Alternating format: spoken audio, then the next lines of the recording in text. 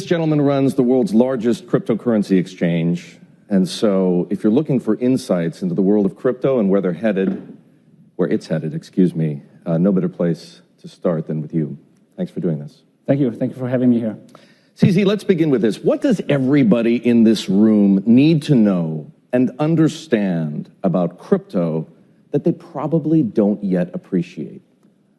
Well, I think most people in this room probably do understand crypto to some level, but this is the future. It's a technology. It's not a currency, not a commodity, that it can be classified into, but it's a technology.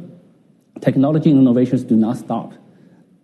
This is like in the early 2000s or in the 90s, the internet. The internet will not stop. It may progress at a fast or slow pace, but this is the future. This is the future technology that will power money, financial markets, and many other things. What about the evolution of crypto do you find most exciting right now? So right now, it's all the applications that does not exist in the traditional financial worlds that are taking off. Raising money globally for your entrepreneurial projects. ICOs have a bad name, but however you classify it, that's one application that's very popular now. If you're an artist or if you're a content creator, being able to monetize your work through an NFT, they're very hot right now. So that's another mechanism that they cannot do in fiat currencies. There's GameFi, play to earn, there's decentralized social media. Hasn't taken off yet, but all of these are things that traditional fiat currencies cannot do. This narrative that crypto is going to replace the existing traditional financial sector is a bit too early. We have not seen that yet. But will it? Will crypto replace traditional finance, or will traditional finance and crypto effectively merge and become the same thing? I think traditional finance will always be, will be big. Today, probably only 1% or less of the money is in crypto, much less, probably much less than that. So today, traditional finance is big. It's gonna take time for, I don't think in the short term there's any replacements, but in the long term, some of the things may be replaced. So this is like, if we look 20 years back, say video conferencing is gonna replace in-person work. Today, still haven't really done that. Even with COVID, we kind of shifted a little bit to that direction, but it takes decades to really replace something. But e-commerce has replaced quite a lot has impacted a lot of real commerce. Faster than many people expected. But it also took 20 years, right? So there were jokes. Yeah. So there were jokes like, even in the early 2000s, you can buy a hamburger online, but you can't eat it. Well, now you can. Well, we're already 13 years into Bitcoin. Yes. So I think, but still today, the applications in crypto are still, the ones that are taking off are the ones that are not available in traditional fiat currencies. Payments has not really taken off. It's one of those like really obvious first use cases, but it just hasn't really taken off. Why? Most of the payments, like if you pay for coffee, etc., it works pretty well today already. So you're using a credit card, or most people don't use cash now. You can use a mobile payment system. Works pretty well. But if you want to pay people across the world, then the traditional fiat currencies doesn't work that well. So I think it's those use cases that the traditional financial services don't cover that will take off first. Since you mentioned replacement, I feel like I have to ask you this question. Do you want to see crypto, whether it's Bitcoin or whether it's a variety of coins or something that we haven't yet seen, replace the US dollar as the world's reserve currency? Would that be a good thing? I'm actually not sure. It depends on how it's done. I think a direct replacement is probably not good. I think we should evolve the world in small incremental steps and not big moves. Whenever you have a big move, a big abrupt change is usually bad for most people. The current players may not be ready. The industry may not be ready. I think slow incremental change is probably the best. I think US dollar serves its purpose. It's great, but we can do things that are rounded first. And then I think slow, gradual change is best because the impact to industries, to society needs to be managed. CZ, this week, Binance published what I'll call a crypto manifesto. It's the 10 fundamental rights for crypto users, and they include privacy, safe custody, robust liquidity, and safe access to some of the things that you've already talked about, emerging technologies such as NFTs and also staking and yield farming. I'd like to know, who are you most directly addressing with this manifesto? Regulators or rival exchanges? I think it's everybody. I think we want to get the message out there. We have been talking with regulators around the world quite a lot. Many of our users may not know that we're doing this. And there's different perceptions in different parts of the world, both on the user side, on the regulator side, on the existing financial players. They don't really understand crypto, and we think that we need to look at all of this holistically. You say regulation is inevitable. Yeah. Is that because you want it or can't stop it? I think we actually want regulation. I am not a complete libertarian. I'm not an anarchist. I don't believe human civilization is advanced enough to live in a world with no rules. I don't think our civilization is that advanced yet. So if we want to live, we probably will need some rules to work well, and those rules are regulations. And also, I think crypto adoption right now is probably around 5% globally, population-wise. Those 5% are early adopters.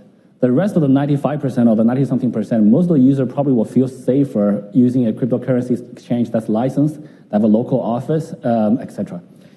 Optimistically, how long do you think it will take to go from 5% today to 100% adoption, where people around the world are using crypto with as much comfort and ease as they use cash or credit cards or more and more these days mobile payments? I think it will take a couple of decades, to be honest, to reach 90-something percent. I think the adoption curve is always slow at the beginning, and in the middle you'll pick up, and then the last few part of the generation, my parents' generation, probably will be harder for them to adopt. So it would again, and also I think a lot of the applications today are not done really well. So the applications need to improve. So I think that would take at least 1 to 2 decades, 10, 20 years. What I would describe as the clarion call in your world, the crypto world, is for what people describe as smart regulation. What's the difference between smart regulation and dumb regulation? Actually, there's a very simple difference. I got to be careful saying this. The dumb regulations are typically regulators who have a single metric, which is to reduce risk. That's great. The best way to reduce risk is not to do is shut down everything.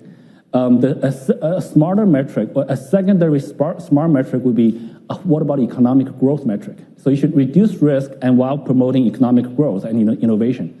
When the smarter innovators are 2 matrices they need to measure on. So if people have that kind of mindset, they typically will be very pro-business, pro-innovation. Binance, as I mentioned earlier, is the largest crypto exchange, by far the largest, several times larger than Coinbase or FTX. I looked this morning, and in the past 24 hours, Binance had done $40 billion of volume. Is that typical? That's typical. Actually, it's actually not that high. Generally higher. Today's a bad day, in other words. Today's a slow day. So a couple of days ago, I think we hit $170 billion transacted in a single day. What was that 2 years ago? 2 years ago, 2 years ago, I think we were very lucky to get $10 billion, 10 to 30 billion. 4 years ago, we were very lucky to get like 300 million billing. So the industry has grown really, really rapidly. Your fees are low by industry standards. Yeah. Why? We are already profitable, so we can actually charge even lower fees. We're actually thinking about that right now. So we are an organization. I do not believe in maximizing profits. I also do not believe in maximizing shareholder value in the short term. So I believe in growing the industry, providing the best value for our users, and then we'll grow. And long term, we actually maximize the shareholder value. That sounds to me a lot like Jeff Bezos. I don't know him personally, but I would love to be as successful as he is in the future. So at $170 billion on some days, 80 on others, what's the revenue run rate that Binance is generating? So this is a very tricky one to calculate. Roughly, we can talk about different numbers. It's in the billings. Clearly. Yeah. But it fluctuates because our revenue is in a couple of different 100 cryptocurrencies, and we don't convert them. We just hold them. So in any currency that you calculate in, say most people are more comfortable with US dollars. If you do a calculation today, it's one number. 5 minutes later, it's a different number because every price is changing. Mm-hmm. And say, there's some really interesting dynamics. The money we earned like a year ago, because we hold them in crypto, the crypto price went up. So our earning, as calculated a year ago, may be different now. When we go through a winter, whatever money we earn today will be worth much less. So we have that kind of dynamic. It's a very interesting situation for financially. But regardless, it's billions. It's billions now, yeah. Can we put a number on it? I don't have a direct number. Well, your margins are also very high, are they not? They're pretty decent, yeah. So either way you slice it, your company is generating billions of dollars in profit every year. Pretty much, yeah. Well, I could take a conservative market cap or a conservative multiple, or I could take an aggressive multiple like the one that's put on Coinbase right now, 8 times revenues. Yep. You own substantially all of this business, do you not? Yes, but our fees are much lower than Coinbase's. So I'm aware. Yeah. So if you look at Coinbase's trading volume and multiply that with a multiple, if you use the revenue multiple, our multiple will be lower. If you use the activity multiple, will be much higher. I think you know what I'm getting at, though. Yeah. If we apply these multiples to the kind of business that you've built, you're one of the richest people in the world sitting right here. I'm not sure about that, to be honest. And also, I don't really care about wealth, money, and also rankings, etc. I also I believe it was a Forbes interview just a couple of days ago. I said I will commit to donate 99% of my wealth away before I leave this world. So I'm not really interested. So I think anytime people pay too much attention to that, they usually kind of lose focus. Whereas what we want to do is we just want to build tools for people to access crypto. Yeah.